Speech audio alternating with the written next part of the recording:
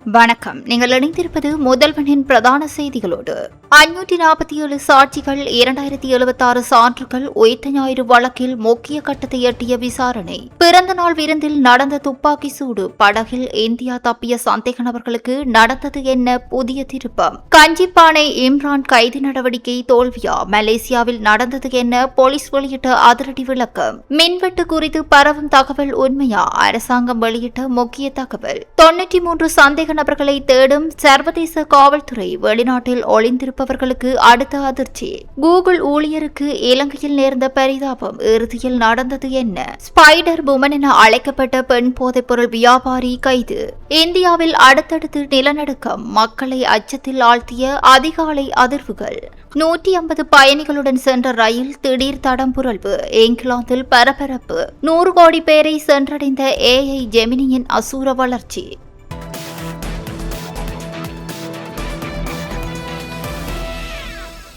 உயிர்த்த ஞாயிறு தாக்குதல் தொடர்பான வழக்கு விசாரணையில் முக்கிய திருப்பம் ஏற்பட்டுள்ளது. இந்த வழக்கில் மனுதாரர் தரப்பு சாட்சிய விசாரணைகள் நேற்றுடன் நிறைவடைந்துள்ள நிலையில் எதிர்த்தரப்பு விசாரணைகள் எதிர்வரும் 17ஆம் தேதி திங்கட்கிழமை ஆரம்பிக்க உள்ளன. 3 அடங்கிய கொழும்பு சிறப்பு மேல் நீதிமன்றத்தில் இந்த வழக்கு விசாரணை இடம்பெற்று வருகிறது. நீதிபதி நவரத்ன மாரசிங்க தலைமையில் நீதிபதிகள் சுஜீவ நிசங்க மற்றும் ராமநாதன் கண்ணன் ஆகியோர் அடங்கிய நீதிபதிகள் ஆயம் முன்னிலையில் விசாரணை நடைபெற்று வருகின்றன. நவ்பர் மௌலவி உள்ளிட்ட 24 பிரதிவாதிகளுக்கு எதிராக 23,270 குற்றச்சாட்டுகள் முன்வைக்கப்பட்டுள்ளன. கடந்த 2023ஆம் ஆண்டு அக்டோபர் 10ஆம் தேதி முதல் இதுவரை இந்த வழக்கில் 547 சாட்சிகளிடம் விசாரணைகள் நடத்தப்பட்டு சாட்சிகள் பதிவு செய்யப்பட்டுள்ளன. அத்துடன் 2076 வழக்கு சான்றுகளும் குறியீடு செய்யப்பட்டுள்ளன. முன்வைக்கப்பட்ட சாட்சிகளின் அடிப்படையில் பிரதிவாதிகளிடம் எதிர்த்தரப்பு வாக்குமூலங்களை பெறுவதற்கு போதுமான காரணங்கள் இருப்பதாக நீதிமன்றம் தெரிவித்துள்ளது. இதனையடுத்து எதிர்த்தரப்பு விசாரணைகளை எதிர்வரும் 17ஆம் தேதி முதல் ஆரம்பிக்க நீதிமன்றம் தீர்மானித்துள்ளது. 2017 நவம்பர் முதல் 2019 ஏப்ரல் 21ஆம் தேதி வரையிலான காலப்பகுதியில் பல்வேறு பகுதிகளில் தீவிரவாத சித்தாந்தங்களை பரப்பியமை, ஆயுத பயிற்சி பெற்றமை, சதி திட்டங்களை தீட்டியமை, தொடர்குண்டு தாக்குதல்களை நடத்தியமை மற்றும் அதற்கு உடந்தையாக இருந்தமை உள்ளிட்ட குற்றச்சாட்டுகள் பிரதிவாதிகளுக்கு எதிராக முன்வைக்கப்பட்டுள்ளன. இந்நிலையில் நீண்ட காலமாக இடம்பெற்று வந்த மனுதாரர் தரப்பு சாட்சிய விசாரணைகள் நிறைவடைந்து தற்போது வழக்கின் அடுத்த முக்கிய கட்டமான எதிர்த்தரப்பு விசாரணை ஆரம்பிக்க உள்ளது. வத்தலை கதிரான பகுதியில் இடம்பெற்ற பிறந்தநாள் விருந்தொன்றின் போது நபர் ஒருவர் சுட்டுக் கொல்லப்பட்ட சம்பவத்தில் தேடப்பட்டு வந்த 2 சந்தேக நபர்கள் இந்தியாவில் இருந்து இலங்கைக்கு நாடு கடத்தப்பட்ட நிலையில் கைது செய்யப்பட்டுள்ளனர். கடந்த ஜூலை 23ஆம் தேதி இரவு வத்தலை பகுதியில் உள்ள விடுதியொன்றில் நடைபெற்ற பிறந்தநாள் விருந்தில் துப்பாக்கி சூடு நடத்தப்பட்டதாக போலீசார் தெரிவிக்கின்றனர். இந்த சம்பவத்திற்கு பின்னர் குறித்த 2 சந்தேக நபர்களும் படகு மூலம் இந்தியாவுக்கு தப்பிச் சென்றதாக விசாரணைகளில் தெரியவந்துள்ளது. இந்த நிலையில் இந்திய பாதுகாப்பு படையினரால் கைது செய்யப்பட்ட அவர்கள் இருவரும் நேற்று இலங்கைக்கு நாடு கடத்தப்பட்டுள்ளனர். நேற்று பிற்பகல் கட்டுநாயக்க விமான நிலையத்திற்கு அழைத்து வரப்பட்ட இருவரையும் விமான நிலைய குற்றப்புலனாய்வு திணைக்கள அதிகாரிகள் கைது செய்துள்ளனர். கைது செய்யப்பட்டவர்கள் வத்தலை பகுதியைச் சேர்ந்த 30 வயதான மகேஸ்வரன் லூஷிநாத் மற்றும் 34 வயதான கணேசன் விக்னேஸ்வரன் என அடையாளம் காணப்பட்டுள்ளனர். இவர்கள் நேற்று பிற்பகல் 4:15 மணியளவில் சென்னையில் இருந்து வந்த விமானம் மூலம் கட்டுநாயக்க விமான நிலையத்தை வந்தடைந்துள்ளனர். அவர்கள் இலங்கைக்கு அழைத்து வரப்படுவது குறித்து இந்திய பாதுகாப்பு தரப்பினர் முன்னதாகவே கட்டுநாயக்க விமான நிலைய குற்றப்புலனாய்வு பிரிவினருக்கு அறிவித்திருந்ததாக தெரிவிக்கப்படுகிறது. இதையடுத்து விமான நிலையத்தை வந்தடைந்தவுடன் இருவரும் கைது செய்யப்பட்டுள்ளனர். அவர்களிடம் வாக்குமூலங்கள் பதிவு செய்யப்பட்ட பின்னர் மேலதிக விசாரணைகளுக்காக பலத்த பாதுகாப்புக்கு மத்தியில் மேல் மாகாண வடக்கு குற்றத்தடுப்பு பிரிவுக்கு அழைத்து செல்லப்பட்டுள்ளனர். சம்பவம் தொடர்பான மேலதிக விசாரணைகள் தற்போது முன்னெடுக்கப்பட்டு வருகின்றன. மலேசியாவில் தங்கியுள்ளதாக கூறப்படும் இலங்கையின் ஒழுங்கமைக்கப்பட்ட குற்றக்குழு தலைவர் கஞ்சிப்பானை இம்ரானை கைது செய்வதற்கான நடவடிக்கை தோல்வியடைந்ததாக வெளியான குற்றச்சாட்டுகளை இலங்கை காவல்துறை திட்டவட்டமாக மறுத்துள்ளது. வெளிநாடுகளில் காவல்துறை நடவடிக்கைகளை மேற்கொள்ளும் போது அந்தந்த நாடுகளின் சட்டங்கள் மற்றும் நடைமுறைகளுக்கு உட்பட்டே செயற்பட வேண்டியுள்ளதாக காவல்துறை தெரிவித்துள்ளது. இது தொடர்பில் கருத்து தெரிவித்த உதவி காவல்துறை கண்காணிப்பாளர் ரொகான் ஒலுகல, வெளிநாடுகளில் மேற்கொள்ளப்படும் காவல்துறை நடவடிக்கைகள் அந்தந்த நாட்டின் சட்டங்கள் மற்றும் விதிமுறைகளுக்கு அமைவாகவே முன்னெடுக்கப்பட வேண்டும் என சுட்டிக்காட்டியுள்ளார். இலங்கையில் காவல்துறை அதிகாரிகள் செயல்படுவது போன்று வெளிநாடுகளில் நேரடியாக செயற்பட முடியாது என்றும் அவர் தெரிவித்துள்ளார். மேலும் வெளிநாடுகளின் புவியியல் அமைப்பு மற்றும் அங்குள்ள செயற்பாட்டு நடைமுறைகள் தொடர்பில் முழுமையான பரிச்சயம் இல்லாத சூழலில் நடவடிக்கைகளை முன்னெடுப்பது சவாலானது எனவும் அவர் குறிப்பிட்டுள்ளார். இதனால் மலேசியாவில் மேற்கொள்ளப்பட்ட நடவடிக்கையை தோல்வி என கருத முடியாது என்றும் வெளிநாட்டு சட்டங்கள் மற்றும் நடைமுறைகளை கையாள்வதில் இலங்கை அதிகாரிகளுக்கு கிடைத்த ஒரு கற்றல் அனுபவமாகவே இதனை பார்க்க வேண்டும் என்றும் ரொகான் ஒலுகல தெரிவித்துள்ளார். நிலக்கரி தட்டுப்பாடு காரணமாக இனிவரும் நாட்களில் மின்வெட்டு ஏற்படும் என பொதுமக்கள் அச்சப்பட தேவையில்லை என துறைமுகங்கள், சிவில் விமான போக்குவரத்து மற்றும் வலுசக்தி அமைச்சர் அனுர கருணாதிலக்க தெரிவித்துள்ளார். நிலக்கரி தட்டுப்பாடு காரணமாக மின்சார விநியோகத்தில் பாதிப்பு ஏற்பட்டு மின்வெட்டு அமல்படுத்தப்படலாம் என சில தரப்பினரால் கருத்துக்கள் வெளியிடப்பட்டு வரும் நிலையில் அமைச்சர் இதனை மறுத்துள்ளார். எதிர்க்கட்சியை சேர்ந்த சிலர் வெளியிடும் இவ்வாறான கருத்துக்கள் தொடர்பில் பொதுமக்கள் தேவையற்ற அச்சம் கொள்ள வேண்டியதில்லை என்றும் அவர் வலியுறுத்தியுள்ளார். அதேவேளை நாட்டின் மின்சார உற்பத்தியை மேலும் அதிகரிக்கும் நோக்கில் எதிர்வரும் ஆண்டில் காற்றாலை மின் நிலையங்கள் மூலம் 400 கிலோவாட் கொள்ளளவை தேசிய மின் கட்டமைப்புடன் இணைக்க திட்டமிடப்பட்டுள்ளதாகவும் அமைச்சர் தெரிவித்துள்ளார். இதன் மூலம் எதிர்காலத்தில் நாட்டின் மின்சார தேவையை பூர்த்தி செய்வதற்கான மாற்று மின்சக்தி ஆதாரங்களை மேலும் பலப்படுத்த நடவடிக்கை எடுக்கப்படுவதாக தெரிவிக்கப்பட்டுள்ளது. வெளிநாடுகளில் தலைமறைவாகியுள்ளதாக நம்பப்படும் 93 சந்தேக நபர்களுக்கு எதிராக சர்வதேச காவல்துறை ஊடாக சிவப்பு எச்சரிக்கை விடுக்கப்பட்டுள்ளதாக காவல்துறை தெரிவித்துள்ளது. கொழும்பில் இன்று நடைபெற்ற ஊடகவியலாளர் சந்திப்பில் காவல்துறை ஊடக பேச்சாளர் FU வூட்லர் இதனை தெரிவித்துள்ளார். அத்துடன் 2024 முதல் 2026 ஆண்டு வரையான காலப்பகுதியில் சர்வதேச காவல்துறையின் உதவியுடன் 38 சந்தேக நபர்கள் இலங்கைக்கு அழைத்து வரப்படவுள்ளதாகவும் அவர் குறிப்பிட்டுள்ளார்.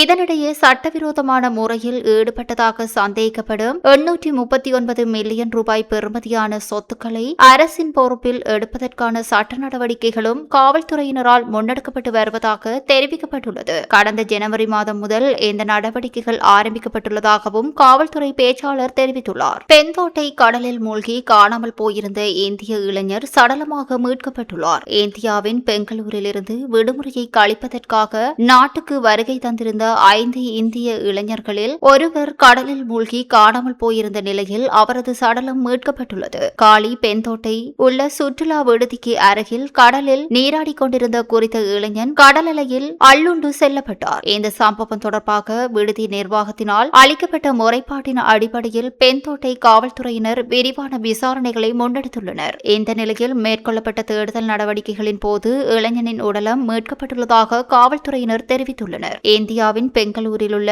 கூகுள் நிறுவனத்தில் பணியாற்றிய 24 வயது இளைஞன் ஒருவரே கடலில் மூழ்கி உயிரிழந்துள்ளார். அம்பாறை சாய்ந்தமருது பகுதியில் கட்டிடங்களின் மாடிகளுக்கு இடையே சிலந்தியைப் போல் தாவி தப்பிச் செல்வதை வழக்கமாக கொண்டிருந்ததாக கூறப்படும் ஸ்பைடர் உமன் என அழைக்கப்பட்ட பெண் போதைப்பொருள் வியாபாரி ஒருவர் காவல்துறையினரால் கைது செய்யப்பட்டுள்ளார். கைது செய்யப்பட்டவர் 40 வயதுடைய பெண் என காவல்துறையினர் தெரிவித்துள்ளனர். குறித்த பெண் நீண்ட காலமாக ஐஸ் உள்ளிட்ட போதைப் பொருட்களை விநியோகித்து வந்ததாக காவல்துறையினர் தெரிவித்துள்ளனர். அம்பாறை மாவட்ட புலனாய்வு அதிகாரிகளுக்கு கிடைத்த ரகசிய தகவலின் அடிப்படையில் பெண் காவல்துறை அதிகாரிகளின் உதவியுடன் மாறுவேடத்தில் சென்ற காவல்துறையினர் அவரை கைது செய்ய நடவடிக்கை எடுத்துள்ளனர். இதன்போது காவல்துறையினரிடம் சிக்காமல் தப்பிச் செல்வதற்காக குறித்த பெண் கட்டிடங்களின் மாடிகளுக்கு இடையே தொடர்ச்சியாக குதித்ததாக தெரிவிக்கப்படுகிறது. அவ்வாறு தப்பிச் செல்ல முயன்றபோது அவரது காலில் முறிவு ஏற்பட்டுள்ளதாகவும் தெரிவிக்கப்பட்டுள்ளது. இதையடுத்து கைது செய்யப்பட்ட குறித்த பெண்ணை கைப்பற்றப்பட்ட போதைப் பொருட்களுடன் கல்முனை நீதவான் நீதிமன்றத்தில் முன்னிலைப்படுத்துவதற்கான நடவடிக்கைகள் மேற்கொள்ளப்பட்டு வருவதாக தெரிவிக்கப்பட்டுள்ளது.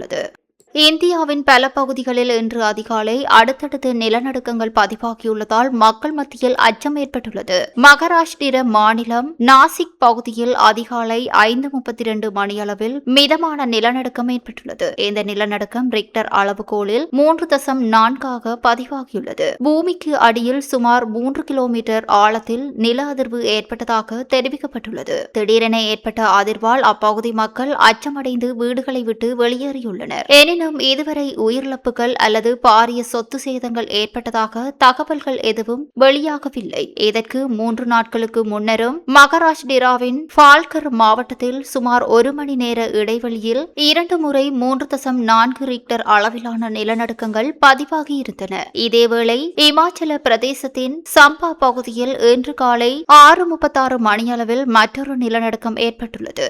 பூமிக்கு சுமார் 5 கிலோமீட்டர் ஆழத்தில் ஏற்பட்ட இந்த நிலநடுக்கம் 3.0 ரிக்டர் அளவில் பதிவாகியுள்ளது. இந்தியாவை தவிர ஆப்கானிஸ்தானிலும் இன்று அதிகாலை அடுத்தடுத்து 2 நிலநடுக்கங்கள் பதிவாகியுள்ளன. அதிகாலை 4:29 மணிக்கு 4.0 ரிக்டர் அளவிலும் பின்னர் 4:41 மணிக்கு 4.4 ரிக்டர் அளவிலும் நில அதிர்வுகள் பதிவாகியுள்ளன. இந்த நிலநடுக்கங்களால் இதுவரை பெரிய அளவிலான சேதங்கள் ஏற்பட்டதாக தகவல் இல்லை என தெரிவிக்கப்பட்டுள்ளது. இங்கிலாந்தின் தெற்கு பகுதியில் இடம்பெற்ற பயணிகள் ரயில் விபத்தில் 11 பேர் காயமடைந்துள்ளனர். லூயிஸ் நகருக்கு அருகில் இந்த விபத்து இடம்பெற்றுள்ளது. லண்டன் விக்டோரியா நிலையத்திலிருந்து ஈஸ்ட்போர்ட் நோக்கி சுமார் 150 பயணிகளுடன் பயணித்த ரயில் உள்ளூர் நேரப்படி பிற்பகல் 3:54 மணியளவில் தடம் புரண்டுள்ளது. லூயிஸ் நகருக்கு வெளியே ரயில் பயணித்துக் கொண்டிருந்த போது திடீரென குலுக்கியதை தொடர்ந்து தடம் புரண்டதாக தெரிவிக்கப்பட்டுள்ளது. இதன்போது ரயிலின் 3 பெட்டிகள் கவிழ்ந்துள்ளன. விபத்து தொடர்பான தகவல் கிடைத்ததும் ஹெலிகாப்டர்கள் மற்றும் ஆம்புலன்ஸ்கள் உள்ளிட்ட அவசரகால மீட்பு வாகனங்கள் சம்பவ இடத்திற்கு விரைந்து சென்றுள்ளன. கவிழ்ந்த பெட்டிகளுக்குள் சிக்கியிருந்த பயணிகளை மீட்கும் பணியில் மீட்பு படையினர் ஈடுபட்டுள்ளனர். மீட்கப்பட்ட பயணிகளில் 11 பேர் காயமடைந்துள்ளனர். இவர்களில் சிலருக்கு லேசான காயங்களும் 2 பலத்த காயங்களும் ஏற்பட்டுள்ளதாக தெரிவிக்கப்பட்டுள்ளது. காயமடைந்த அனைவரும் மருத்துவமனைக்கு கொண்டு செல்லப்பட்டுள்ளனர். இதனிடையே ரயிலில் பயணித்த அனைவரும் சுமார் 3 மணி நேரத்துக்குள் பாதுகாப்பாக வெளியேற்றப்பட்டதாக காவல்துறையினர் தெரிவித்துள்ளனர். இந்த விபத்தை தொடர்ந்து லூயிஸ், ஈஸ்ட்போர்ன் உள்ளிட்ட முக்கிய பகுதிகளுக்கான ரயில் சேவைகள் முழுமையாக ரத்து செய்யப்பட்டுள்ளன. விபத்து எவ்வாறு ஏற்பட்டது என்பது தொடர்பான விசாரணைகள் தற்போது முன்னெடுக்கப்பட்டு வருகின்றன. செயற்கை நுண்ணறிவு எனப்படும் AI தொழில்நுட்பத்தின் வளர்ச்சி நாளுக்கு நாள் வேகமாக அதிகரித்து வருகிறது. கூகுள், மெட்டா, மைக்ரோசாப்ட் உள்ளிட்ட முன்னணி தொழில்நுட்ப நிறுவனங்கள் பயனர்களுடன் மனிதர்களைப் போல உரையாடக்கூடிய AI சாட்பாட் தொழில்நுட்பங்களை அறிமுகப்படுத்தியுள்ளன. இந்த AI சாட்பாட்கள் மூலம் தகவல்களை பெறுவது மட்டுமின்றி பயனர்களின் கேள்விகளுக்கு பதிலளிப்பது, ஆலோசனைகளை வழங்குவது, உணர்வுகளை புரிந்து கொண்டு உரையாடுவது உள்ளிட்ட பல்வேறு பணிகளையும் மேற்கொள்ள முடிகிறது. மாணவர்களின் வீட்டுப்பாடம் முதல் கணினி நிரலாக்கம் வரை பல்வேறு பணிகளுக்கு AI பயன்படுத்தப்பட்டு வருகிறது. அந்த வகையில் கூகுள் நிறுவனத்தின் AI செயலியான ஜெமினி உலகம் முழுவதும் பயனர்களிடையே குறிப்பிடத்தக்க வரவேற்பை பெற்றுள்ளது. குறிப்பாக பயனர்கள் வழங்கும் ப்ராம்ப்ட் மூலம் விதவிதமான படங்களை உருவாக்கும் வசதி ஜெமினியின் பிரபலத்தை மேலும் அதிகரித்துள்ளது. இந்த நிலையில் கூகுளின் 14வது தயாரிப்பாக அறிமுகமான ஜெமினி கூகுள் வரலாற்றிலேயே மிக குறுகிய காலத்தில் 100 கோடி பயனர்களை சென்றடைந்துள்ளதாக தெரிவிக்கப்பட்டுள்ளது. மேலும் ஜெமினியை பயன்படுத்தும் பயனர்களில் 63% பேர் தங்களது கேள்விகளை தட்டச்சு செய்வதற்கு பதிலாக குரல் மூலம் கேள்விகளை முன்வைத்து பதில்களை பெறுவதாக தெரிவிக்கப்பட்டுள்ளது. அது மட்டுமின்றி ஜெமினி செயலியின் மூலம் தினசரி 15 கோடிக்கும் அதிகமான AI படங்கள் உருவாக்கப்படுவதாகவும் தகவல்கள் தெரிவிக்கின்றன. மேலும் ஆப்பிள் சாதனங்களில் மட்டும் 10 கோடிக்கும் அதிகமானோர் ஜெமினியை பயன்படுத்தி வருவதாகவும் குறிப்பிடப்பட்டுள்ளது. இதன் மூலம் AI தொழில்நுட்பத்தில் ஜெமினியின் பயன்பாடு வேகமாக அதிகரித்து வருவது தெரியவந்துள்ளது. இத்துடன் முதல்வனின் பிரதான செய்திகள் நிறைவடைகின்றது. தொடர்ந்து முதல்வனின் செய்திகளோடு இணைந்திருங்கள். நன்றி, வணக்கம்.